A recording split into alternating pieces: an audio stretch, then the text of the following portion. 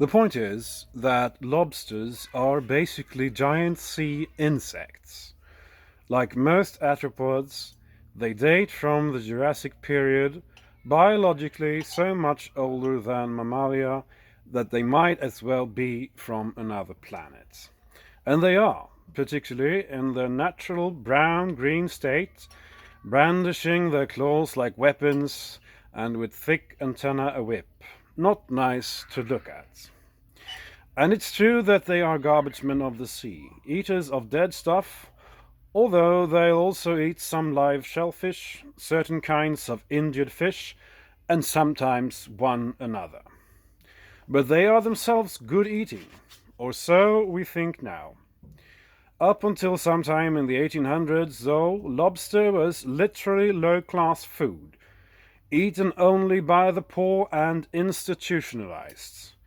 Even in the harsh penal environment of early America, some colonies had laws against feeding lobsters to inmates more than once a week because it was thought to be cruel and unusual, like making people eat rats. One reason for their low status was how plentiful lobsters were in old New England. Unbelievable abundance is how one source describes the situation, including accounts of Plymouth pilgrims wading out and capturing all they wanted by hand, and of early Boston seashore being littered with lobsters after hard storms. These latter were treated as smelly nuisance and ground up for fertilizer. There is also the fact that pre-modern lobster was cooked dead and then preserved, usually packed in salt or crude hermetic containers.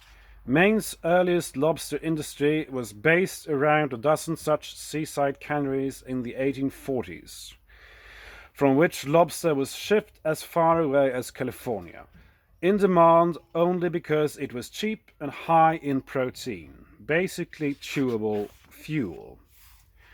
A detail so obvious that most recipes don't even bother to mention it is that each lobster is supposed to be alive when you put it in the kettle.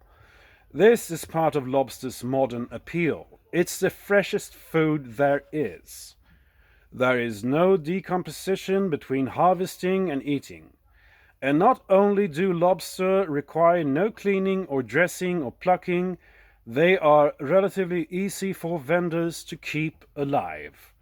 They come up alive in the traps, are placed in containers of seawater and can, so long as the water is aerated and the animal's claws are pegged or banded to keep them from tearing one another up under the stresses of captivity, survive right up until they are boiled.